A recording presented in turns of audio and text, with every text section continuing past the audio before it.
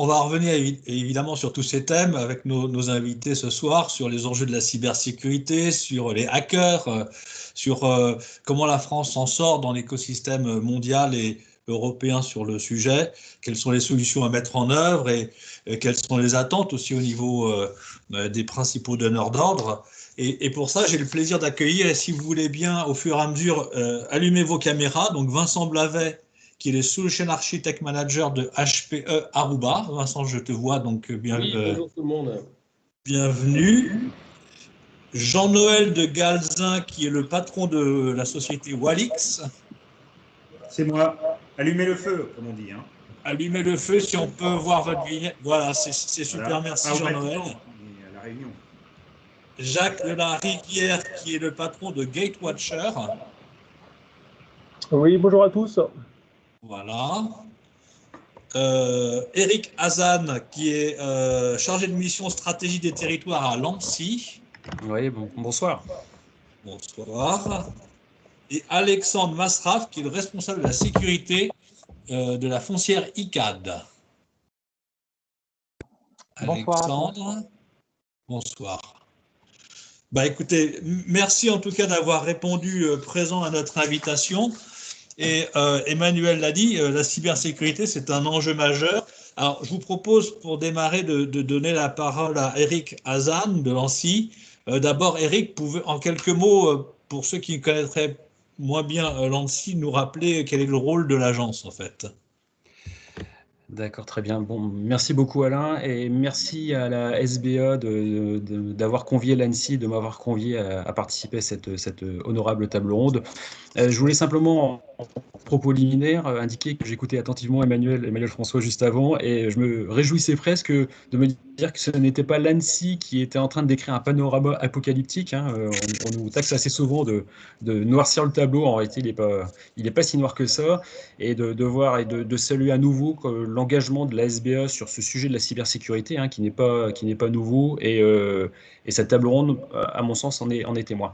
Pour répondre à votre question, Alain, l'agence, en quelques mots, donc l'Agence nationale de la sécurité des systèmes d'information, c'est l'autorité nationale en matière de cybersécurité et de cyberdéfense en France. Et ça signifie quoi? Ça veut dire que notre mission, elle est double, une mission de prévention. Et finalement, c'est celle que l'on préfère toujours, hein, alors à travers des guides, un MOOC, nos actions de sensibilisation, etc., etc., et surtout d'animation de l'écosystème. Et je pense que nos deux représentants d'entreprises qui sont là pourront en témoigner. Et puis l'autre volet, après le volet préventif, le volet réaction, là où on peut être amené à intervenir auprès de victimes lorsqu'un incident majeur en matière de cyberdéfense se produit. Voilà un petit peu les compétences de l'agence qui sont très diverses évidemment, et je vous cède la parole Alain, à nouveau. Très bien.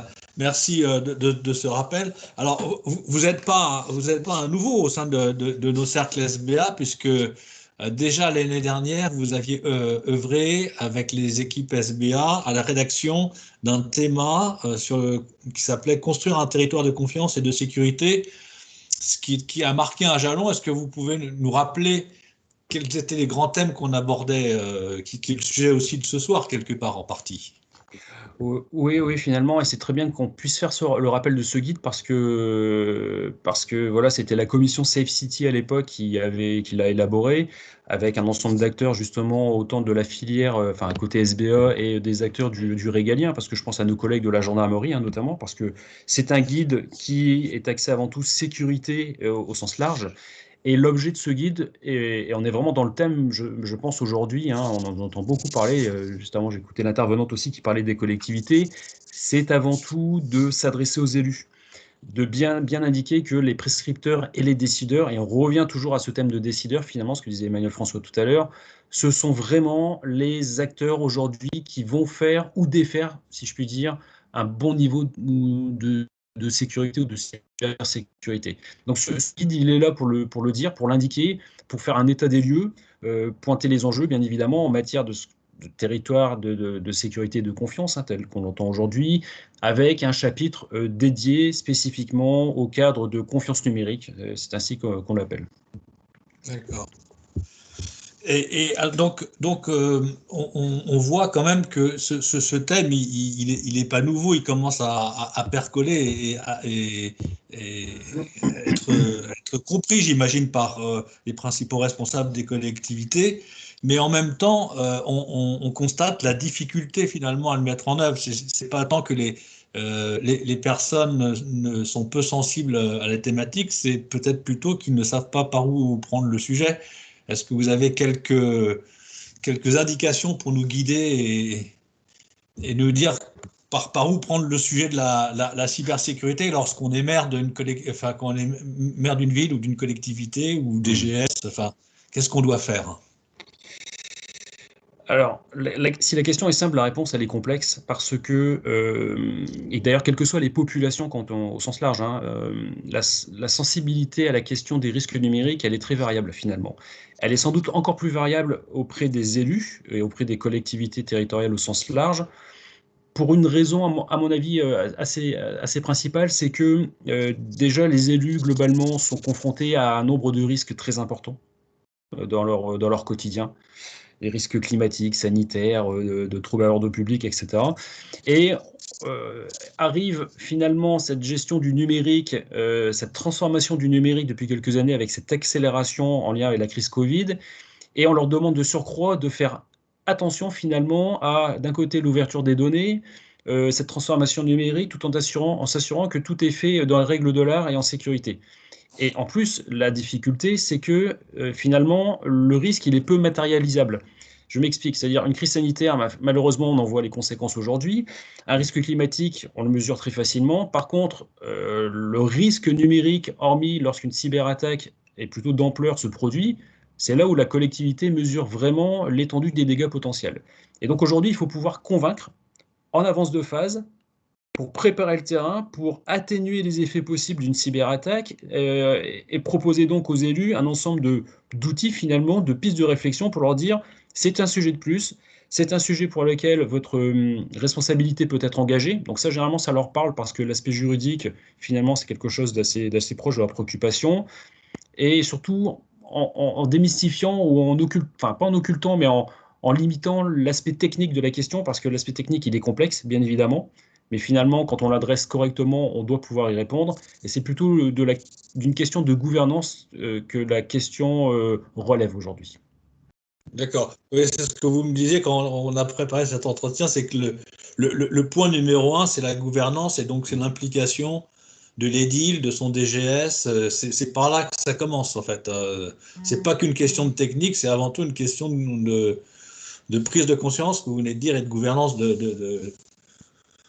C'est exactement ça. Et d'ailleurs, et d'ailleurs, c'est assez surprenant. On a des exemples qui sont assez contre-intuitifs. C'est-à-dire, on pourrait imaginer que les plus grandes collectivités, et je pense notamment aux métropoles, sont les mieux protégées parce qu'elles disposent de moyens, de ressources pléthoriques parfois.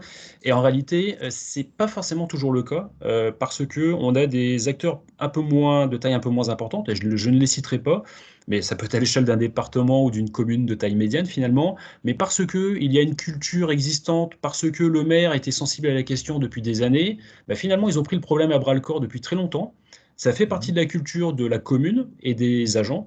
Et bah finalement, c'est des gens qu'on voit jamais côté Annecy. Donc, c'est la bonne nouvelle. C'est-à-dire que l'élu, il peut tout changer finalement. Si l'élu comprend le risque, l'intègre, désigne un responsable, parce qu'il faut quand même une personne qui soit chargée pleinement de porter ce sujet de la sécurité numérique ou de la cybersécurité, ce premier pas franchi, j'aurais tendance à dire qu'on va beaucoup plus vite pour les étapes suivantes, en fait. Voilà. Donc l'élu, il est vraiment, il fait basculer positivement ou pas cette question de la cybersécurité.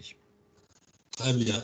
Alors, j'ai une dernière question avant de passer à nos autres invités. Il y a, à l'échelle européenne, il y a l'ENISA qui traite du sujet, dont vous êtes membre, même, je crois, membre de la gouvernance de l'ENISA. Et vous me disiez que finalement, la France, on était plutôt pas si mal placé que ça dans la prise en compte des réglementations de cybersécurité, en tout cas pour nos organismes d'intérêt vitaux, mais qu'après, il fallait s'organiser, que c'était maintenant qu'il fallait le faire.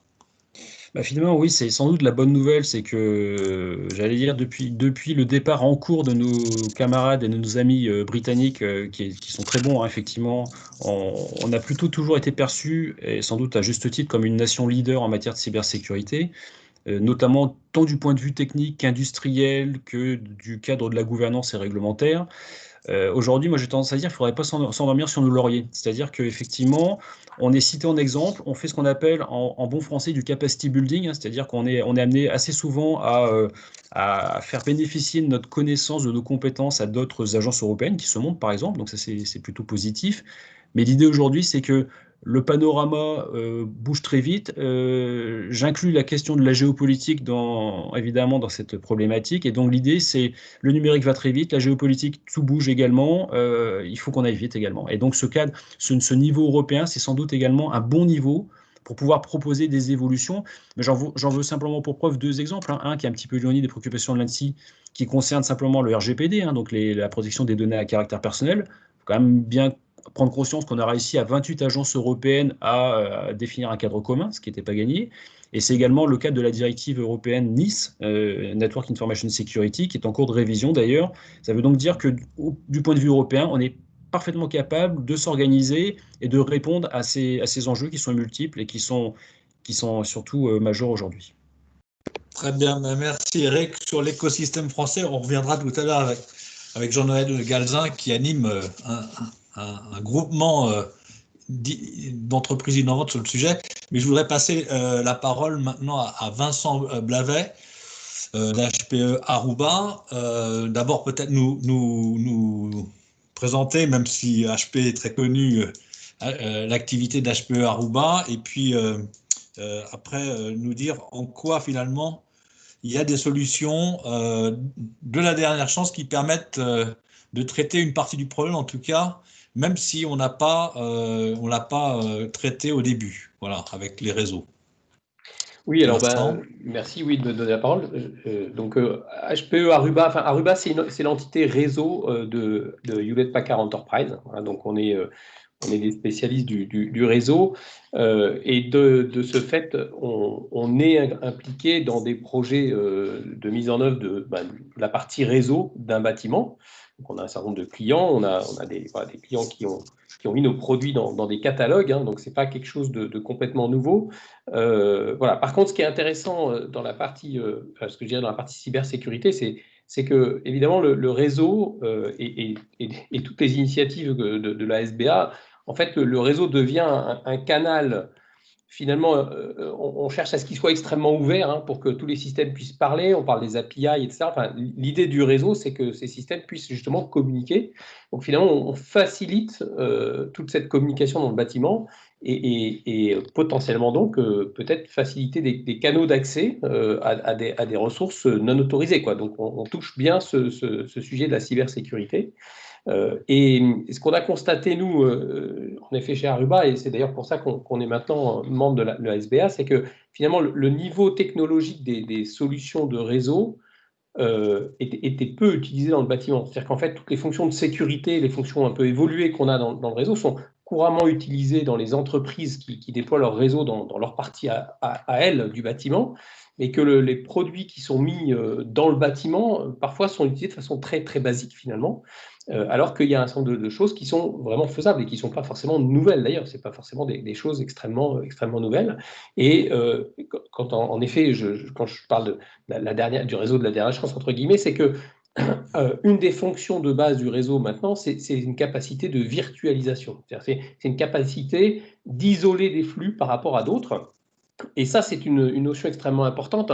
Alors, évidemment, on va prendre le contexte actuel de la pandémie, parce que c'est facile comme exemple que tout le monde va comprendre, mais évidemment, on va naturellement être capable d'isoler les gens, c'est-à-dire sans les contenir. Donc, si on est capable dans le bâtiment de créer facilement par un réseau des réseaux virtuels, et donc de dire, voilà, le réseau toute la partie climatisation va être séparée du réseau de vidéosurveillance, va être séparé du réseau de contrôle autre chose, etc.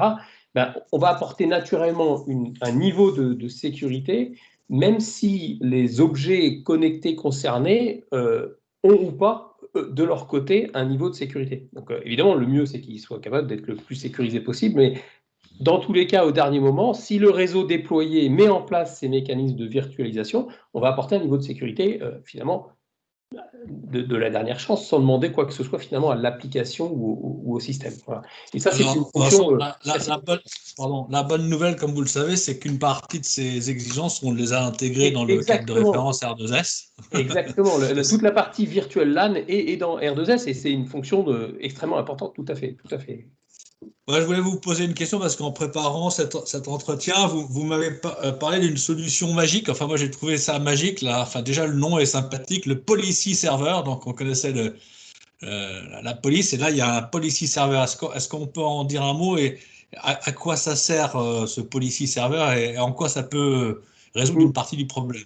En fait, très simplement, et j'ai vu dans le chat que d'ailleurs on parlait du 802AX, donc qui est peut-être barbare pour certains d'entre vous, mais le policy server, il consiste à dire, une fois que je sais isoler les flux, on va dire, dans mon réseau pour les transporter au bon endroit, qu'est-ce qui me garantit que les personnes se branchent sur le bon réseau? C'est-à-dire comment je suis sûr que quelqu'un ne va pas débrancher un système pour brancher autre chose et essayer d'attaquer quelque chose du réseau.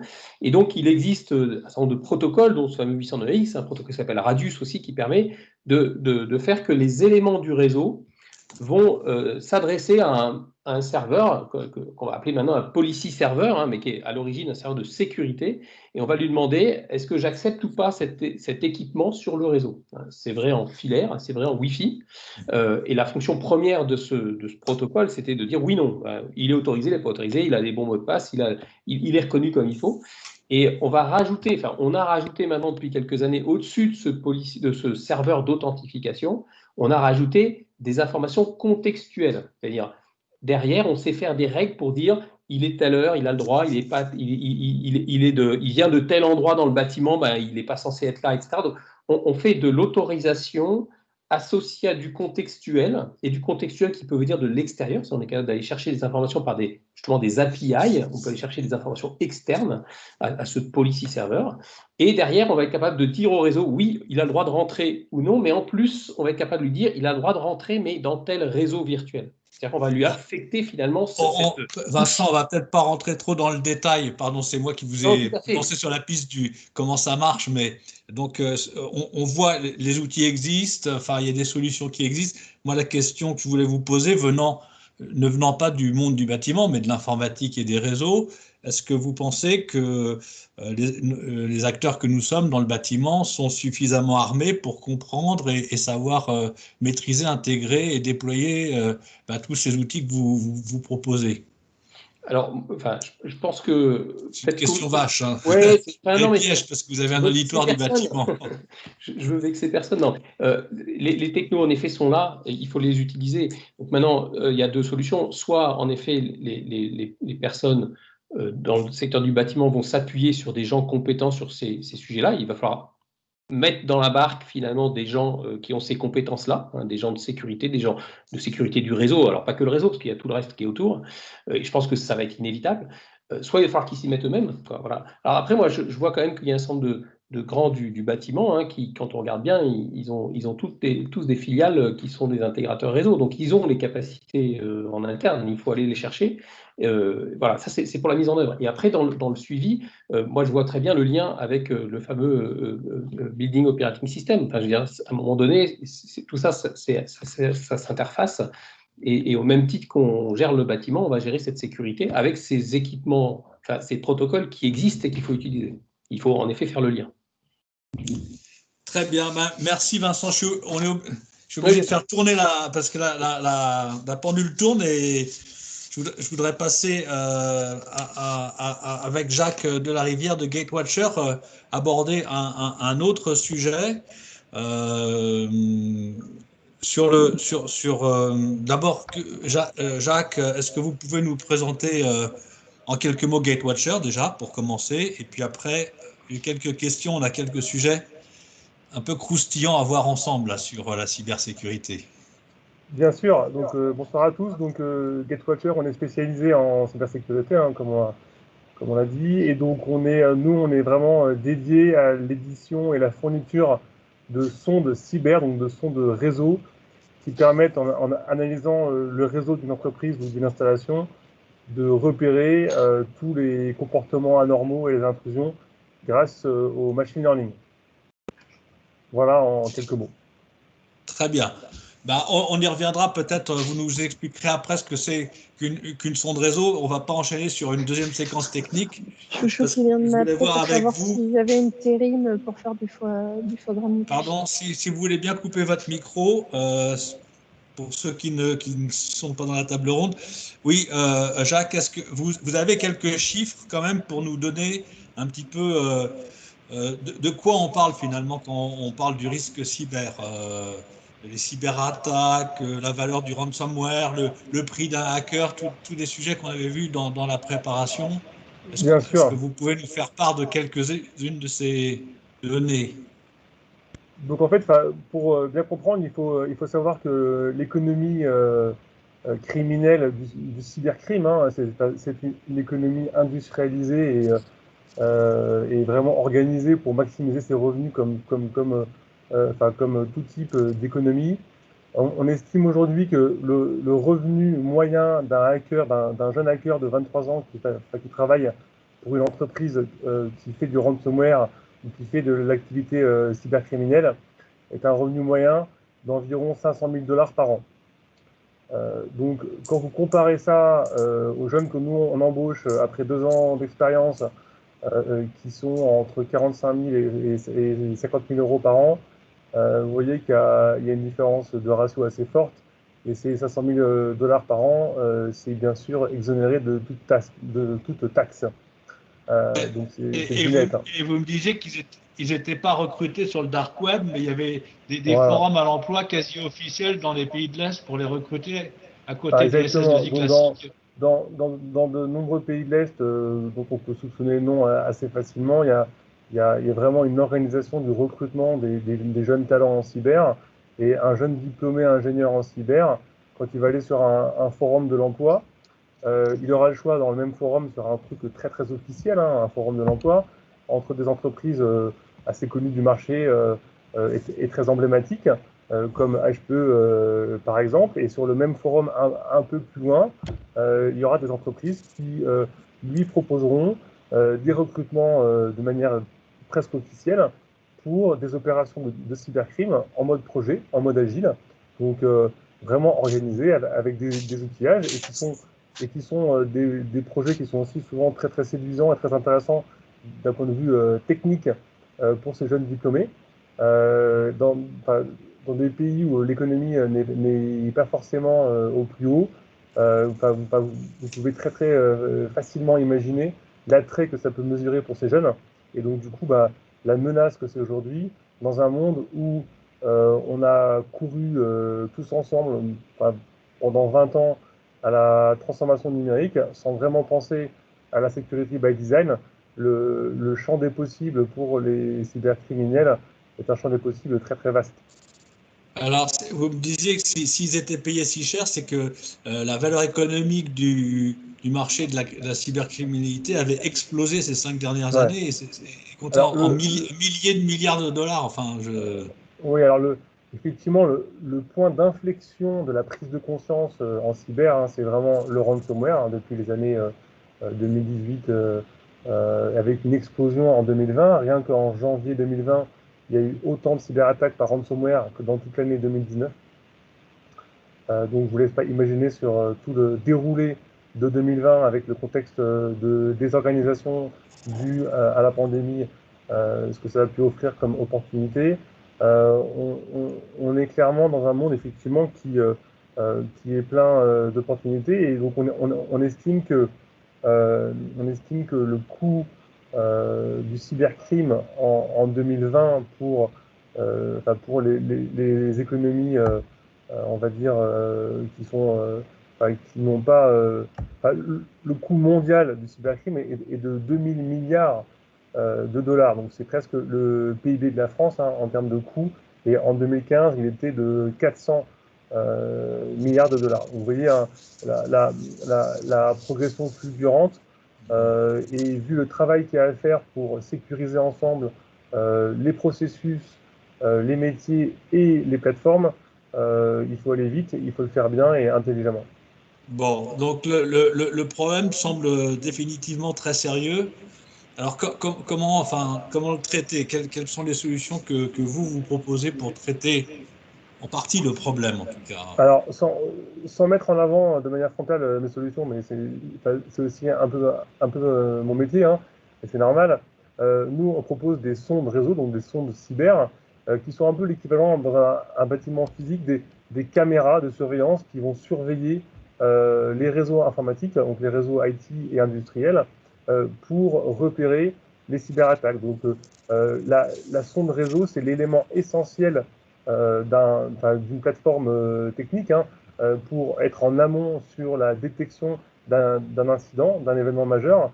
Comme le disait Emmanuel en introduction, c'est effectivement l'enjeu aujourd'hui, c'est l'industrialisation des outils cyber grâce au machine learning. La sonde réseau, c'est l'élément principal qui va permettre aux plateformes d'industrialiser leur réponse cyber, parce qu'elle est la première à voir directement sur le réseau les incidents, et après elle peut distribuer la réponse technique pour remédier à l'incident auprès des différents outils locaux. Donc on peut dire que c'est une forme de solution curative quelque part.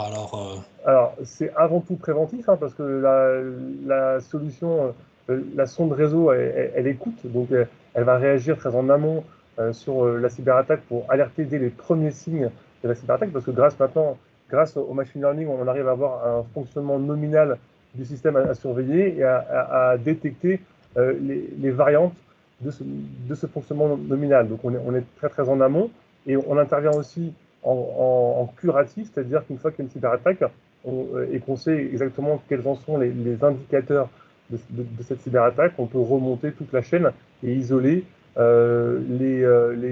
isoler par compartiment les maillons de la chaîne qui ont été infectés. D'accord. Donc une question, est-ce que vous êtes confiant qu'avec toutes ces solutions, les policy managers des réseaux, les sondes, enfin toutes les solutions techniques dont on vient de parler et d'autres dont on n'a pas encore parlé, nous sommes en mesure de juguler quelque part cette croissance explosive des cybermenaces? Est-ce qu'on va arriver à combattre ça? Alors, je suis très content parce qu'en France et en Europe, on a de nombreuses initiatives qui permettent d'une part de promouvoir le savoir-faire français qui est très en avance, hein, au niveau mondial. La France a été classée numéro 2 récemment dans une étude américaine, numéro 2 mondial en termes de défense, notamment avec ce qui a été mis en place en France avec la LPM pour défendre les opérateurs d'importance vitale, et en Europe avec Nice sur les opérateurs de services essentiels. Il y a de nombreuses initiatives, notamment Jean-Noël en parlera avec Exatrust, pour promouvoir le savoir-faire français, et avec la Cyber Task Force pour défendre auprès de nos institutions notre savoir-faire.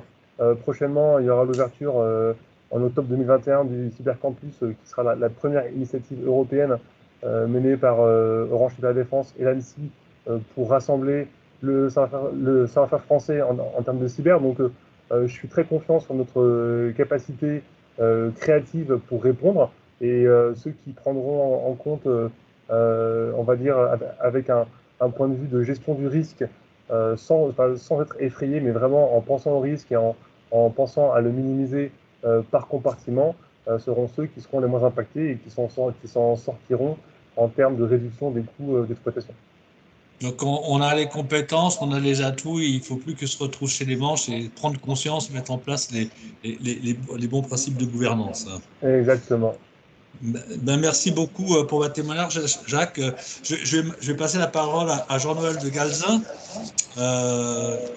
Vous l'avez cité tout à l'heure, Jean-Noël a créé et anime un groupement français dont il va nous parler, mais peut-être, Jean-Noël, en un mot, peut-être nous présenter votre société, Walix. Bonjour à tous, bonsoir à tous d'ailleurs. Donc effectivement, Walix, c'est un éditeur de logiciels et qui est spécialisé, donc c'est un éditeur de logiciels qui regroupe aujourd'hui 250 personnes. On est installé dans une dizaine de pays dans le monde. On a 1200 clients. On répond à des clients qui ont des besoins dans tous les domaines de tous les secteurs de l'économie, de toute taille, petits, moyens, grands, avec des problématiques très différentes. Et nous, notre mission, c'est de redonner au directeur d'une entreprise, pour une petite entreprise, ou au directeur de la sécurité informatique, ou au directeur informatique tout court, de lui redonner la vision et la maîtrise sur ses accès informatiques et de lui permettre de dynamiser son entreprise en maîtrisant la sécurité de ses accès informatiques, quels qu'ils soient. On comprend bien que dans une période dans laquelle nous vivons, c'est important de pouvoir donner, par exemple, accès au travail en remote à tous ces employés qui sont à la maison. C'est important de pouvoir garder le contact, l'accès aux usines lorsqu'elles sont installées à distance et qu'elles doivent bénéficier de maintenance ou fonctionner en permanence. On comprend qu'un hôpital, lorsqu'on admet un patient à l'hôpital aux urgences, eh bien tout le système d'urgence est interconnecté avec des systèmes informatiques très complexes et qu'il doit fonctionner en permanence. Et d'où nous, notre rôle, c'est de permettre à nos clients de maîtriser leurs accès informatiques dans un monde complexe, de plus en plus numérique. Alors, votre métier, c'est l'identity management, vous me disiez, vous étiez… Voilà, donc nous, on est spécialisé. Alors, si je rentre dans la technique, ce que je ne voulais pas trop faire ce soir, c'est effectivement nos solutions. On a développé un portefeuille de logiciels de cybersécurité qui vont permettre d'identifier les utilisateurs, de fédérer l'accès aux applications, de les authentifier de manière forte en utilisant ce qu'on appelle l'authentification multifacteur, par exemple, avec, en combinant le mot de passe, l'authentification par téléphone ou d'autres moyens, et de permettre la fédération d'accès aux applications. Les applications, on a de plus en plus d'applications et l'idée, c'est avec un seul compte utilisateur d'accéder à toutes ces applications de manière très simple. C'est aussi de permettre à une entreprise de gérer toute sa problématique de mot de passe dans son organisation de manière à éviter que les mots de passe tombent entre de mauvaises mains et bénéficient notamment soit des attaquants informatiques qui vont utiliser de toute façon, quoi qu'il arrive, les mots de passe, la faiblesse des mots de passe pour rentrer dans les organisations et voler des données, soit les erreurs humaines qui peuvent être à l'origine d'un arrêt d'activité qui est néfaste pour l'entreprise. Alors, les grandes entreprises perdent certaines grandes entreprises, comme c'est arrivé il y a quelques années, il y a 2 ans et demi à Saint-Gobain, perdent jusqu'à 350 millions d'euros lorsqu'elles se font attaquer, ça se retrouve arrêtées pendant plusieurs semaines. Les PME, petites et moyennes entreprises, peuvent être simplement en faillite à cause d'une attaque informatique qui va bloquer son système, qui va faire perdre son fichier client, qui va devenir donc un fléau contre lequel on peut se protéger. C'est ça la bonne nouvelle qu'il faut garder à l'esprit ce soir, c'est qu'aujourd'hui, il existe tout un tas de solutions informatiques pour se protéger des attaques et que quelqu'un qui est bien protégé ne va pas intéresser un pirate informatique. Ça, il faut aussi le savoir. Hein. C'est trop dur. Ça sera trop dur pour lui. Il s'attaquera à quelqu'un qui est moins bien protégé, en fait, c'est ça. Oui, parce que c'est plus facile, c'est plus rapide, c'est plus rentable, en fait. Bien sûr. Alors, excepté ceux qui gèrent des données hypersensibles et qui peuvent faire l'objet d'attaques ciblées, il est très difficile de se protéger contre les attaques ciblées. Il faut savoir réagir en cas d'attaque lorsque viennent des attaques ciblées. Mais là, on parle d'entreprises particulières, des entreprises sensibles qui font l'objet d'une surveillance par l'ANSSI et de réglementation. Alors, Jean-Noël, avant que vous nous abordiez la manière globale par laquelle vous abordez le sujet de la cybersécurité, j'aimerais qu'on n'oublie pas de dire un mot sur le groupement français que vous avez fondé, Exatrust, dont Jacques de la Rivière est membre, je crois, et nous en a dit un mot. Donc, Oui, effectivement. Alors, on a créé Exatrust. Exatrust, c'est un label de confiance qui va réunir les meilleurs éditeurs de solutions de cybersécurité français. On a également aujourd'hui quelques membres luxembourgeois, allemands, belges, autour de 2 grandes thématiques. On a créé ce label pour mettre en évidence une offre qui réponde aux besoins des organisations qui ont besoin de s'équiper de solutions de cybersécurité ou d'héberger des données ou des applications dans des environnements de confiance. Voilà, donc nous, ce qu'on veut, c'est mettre l'emphase et souligner l'existence d'une offre de rang mondial dans le domaine de la cybersécurité et faire en sorte que pour quelqu'un qui a besoin aujourd'hui de s'équiper, et qui souvent va faire face à une complexité considérable. Hein. Il faut être clair, la cybersécurité pour la plupart des gens, entre les problèmes de virus, de malware, de ransomware, de phishing, on va dire de monitoring, de sondes, comme ça vient d'être évoqué, de gestion des identités, gestion des accès, gestion de la messagerie, gestion du spam, etc. etc. Tout ça, c'est très compliqué. Donc, ce qu'on voulait faire, c'est faire en sorte qu'il y ait un endroit avec un label de confiance qui réunissent une offre complète pour permettre à une organisation de mettre en place une stratégie de cybersécurité adaptée à son métier pour gérer le risque informatique lié à l'usage numérique. Alors, il y a combien d'entreprises dans ce On est une groupe? soixantaine de membres. On est une soixantaine de membres et on évolue dans le domaine de la cybersécurité et du cloud de confiance. Très bien, ben, merci. Et j'imagine qu'on peut voir ça sur exatrust.com. Très bien. Ouais. Ça commence par un H comme hexagone, exatrust.com. Très bien. Merci de nous avoir présenté Exatrust. Alors, pour revenir à notre sujet de la cybersécurité, vous ne vouliez pas parler de technique et pardon de vous avoir entraîné un petit peu sur la technique et vous avoir incité à présenter votre offre. Mais revenons sur la manière que vous avez d'aborder le sujet pour notre secteur, puisque vous avez développé avec un de vos partenaires une offre globale et systémique que je qualifierais un petit peu de cybersécurité in the box, hein, permettez-moi cette analogie. Je vous laisse la présenter en quelques mots. En fait, nous, notre idée, elle est assez simple. Hein. Elle part d'un principe qui est celui que je viens d'évoquer. La cybersécurité, c'est compliqué. La cybersécurité, les besoins en matière de cybersécurité ne sont pas les mêmes suivant les entreprises, suivant les besoins que vous avez à couvrir et suivant les réglementations auxquelles vous devez faire face.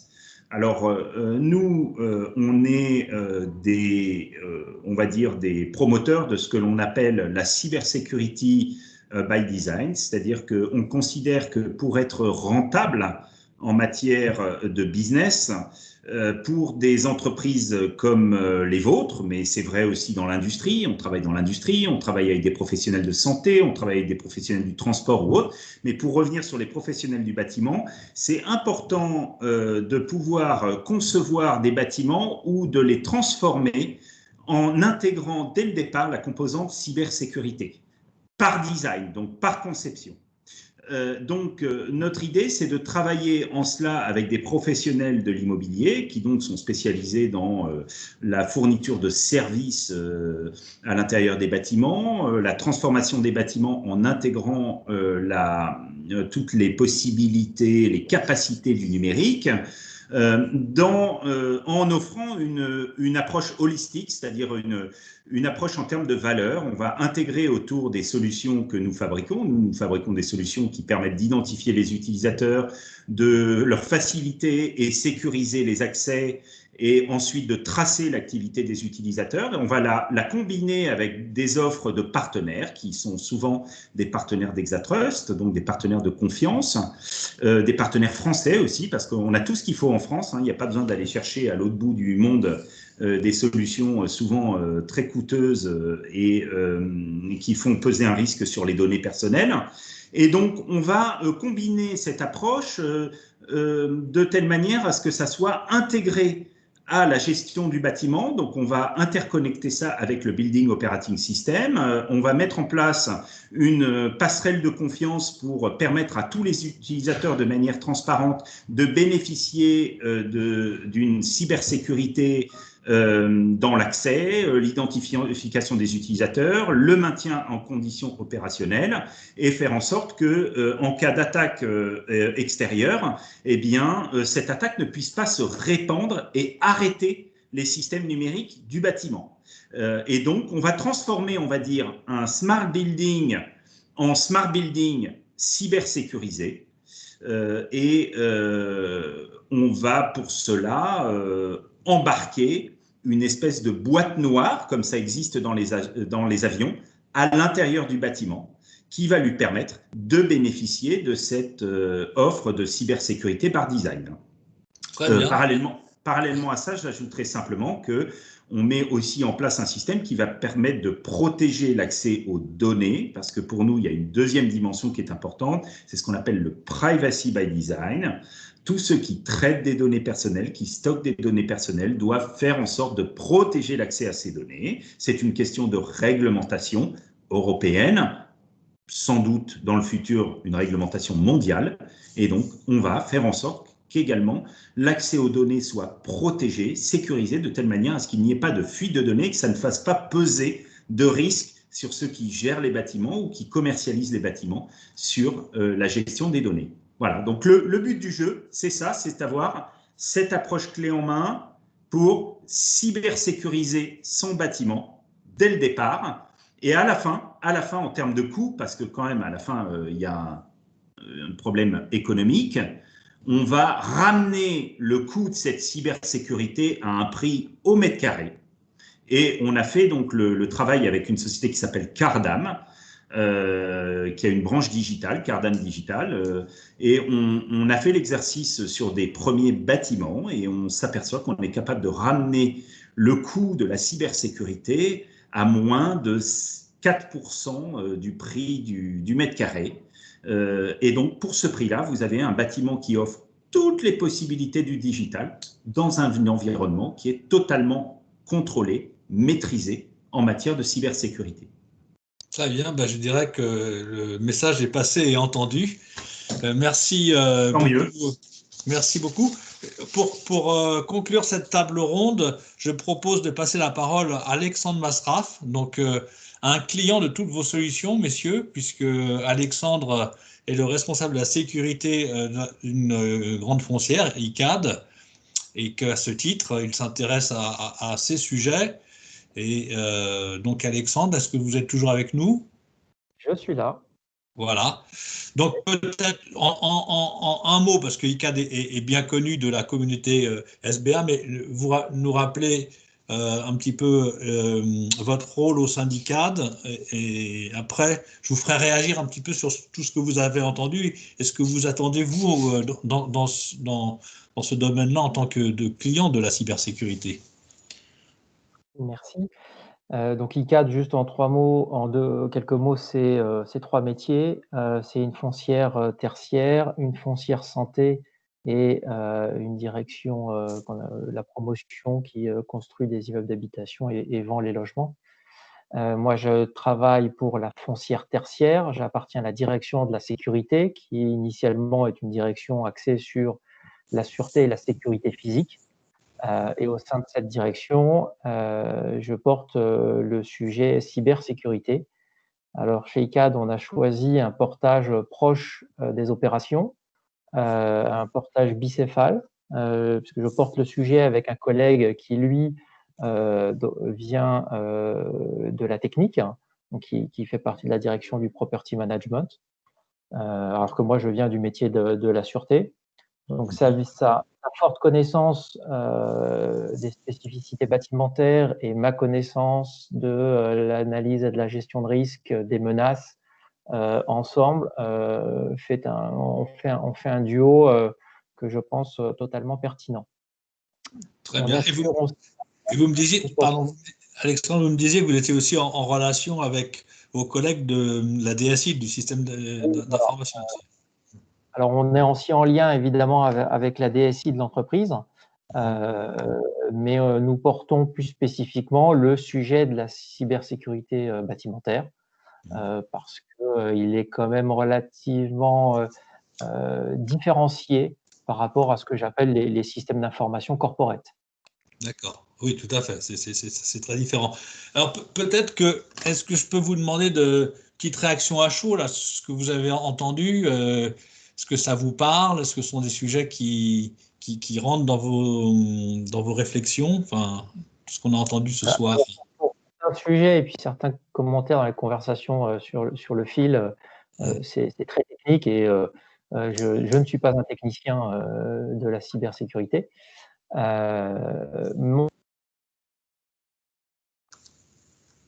Ah, on vous a perdu ou c'est moi qui ai perdu la ligne? Oui, je vous entends très bien. Allez-y. Donc, Allez-y. on va vers des bâtiments qui sont de plus en plus connectés et informatisés. Pour moi, j'y vois deux familles de systèmes d'information. Les systèmes qui concourent à la connectivité, services que l'on offre aux locataires, et puis les systèmes d'information de gestion du bâtiment, qui ne sont pas forcément vus en tant que tels par le locataire, mais qui concourent à la qualité de service que l'on délivre. Nous, on a fait le choix de rassembler tous nos systèmes d'information dans différentes grandes familles. Donc, on a les systèmes d'information bâtimentaires, qui sont en fait en quasi-totalité des systèmes industriels, hein, que ce soit de la vidéoprotection, le contrôle d'accès, la GTB ou d'autres. Mais ceux-ci ne sont pas forcément totalement autonomes. Certains sont liés à des applicatifs que je mets dans la catégorie de services aux locataires. Quand j'ai des bornes de recharge pour mes voitures électriques, de plus en plus, je vais vers une application pour mobile qui permet au locataire de réserver sa borne. Et derrière, j'ai de la gestion distante. Et là, je fais le lien avec mes systèmes d'information corporate. Donc, dans ce qui a été dit, mon sentiment, c'est que les systèmes d'information bâtimentaires vont quand même pas être totalement autonomes et décorrélés des autres systèmes d'information, des corporates notamment, et que tout ce qui est fait actuellement en cyber sur des systèmes corporates, il y a des bonnes choses à prendre et il y a des liens à anticiper pour faire en sorte qu'on ait une bonne fluidité entre ce qu'une DSI traditionnelle va exiger en termes d'utilisation et puis ce qu'on va retrouver sur le terrain. Oui, absolument. Et vous me disiez quand on a préparé qu'une de vos difficultés sur les systèmes bâtimentaires, c'est qu'ils étaient finalement très très hétérogènes sur votre parc. C'était une difficulté d'appliquer une stratégie uniforme sur des systèmes qui sont finalement de fournisseurs, d'époques différentes. Enfin. Comme toujours, c'est plus simple quand on part d'une feuille vierge, qu'on construit un nouvel immeuble, où là on peut anticiper un réseau smart, on peut penser les choses comme on les voudrait aujourd'hui. Malheureusement, la plus grosse partie de notre parc est déjà bâtie, donc on est sur de la rénovation. Donc il y a tout un enjeu d'analyse de risque d'une part, d'analyse de la valorisation qu'on veut donner à l'immeuble par rapport à son potentiel commercial. Et en fonction de ça, il faut savoir ajuster la bonne offre et la bonne réponse en cyber pour être dans le coût, les charges au mètre carré et l'investissement. Très bien. Est-ce que, messieurs, qui proposaient des solutions de cybersécurité, vous avez... Oui. Moi, je veux bien réagir à ce qui vient d'être dit, Jean-Noël de Galzin. Je pense que ce qui vient d'être dit est très important pour tous les gens qui nous écoutent. Très souvent, on a tendance, quand on parle d'industrie 4.0, de smart building, de smart city, de smart je ne sais quoi, on a toujours tendance à penser que ce qui est nouveau occulte ce qui existait avant. Or, je rejoins totalement ce qui vient d'être dit, à savoir qu'un bon système de cybersécurité, en l'occurrence on parle de cybersécurité, on va dire un bon système informatique quel qu'il soit, va être capable de s'adapter à ce qu'on appelle le legacy, donc tout ce qui existait avant, et à permettre à l'organisation du bâtiment, à ceux qui vont faire évoluer le bâtiment, de le faire en toute confiance et en offrant de la souplesse et de la confiance aux utilisateurs. Et donc, il est effectivement important de choisir des solutions de cybersécurité qui sont capables de gérer les environnements hétérogènes, de faire l'interconnexion en ce que l'on appelle l'IT et l'OT, c'est-à-dire les environnements industriels avec les environnements informatiques, dans un monde où on va vers le full IP, le tout IP. Voilà. Donc, je crois que c'est un des critères de choix importants, et c'est pour ça que je dirais dans votre construction informatique et cybersécurité de bâtiments, faites-vous accompagner par un architecte et non pas tout de suite par une société qui fournit une solution ou un équipement technique, parce que sinon vous allez empiler des solutions techniques qui ne sont pas forcément cohérentes. Voilà, donc c'est très important, cette notion d'interconnexion avec l'existant est très important. Une bonne solution de cybersécurité va vous permettre de prendre le temps de faire évoluer votre bâtiment vers des normes, par exemple un BOSS plus récent, vers des nouveaux services Internet, etc. etc. Alors, Jean-Noël, vous me retiriez la question que je voulais poser à Alexandre, c'est si dans ce chemin, cette quête pour renforcer la cybersécurité de ces systèmes bâtimentaires, s'il était bien accompagné, enfin, ce qu'il pensait de la capacité de ces prestataires, fournisseurs actuels du bâtiment, équipementiers, offreurs de solutions, bureaux d'études, FMR. Est-ce qu'on va y arriver enfin, quel est votre avis, Alexandre, là-dessus?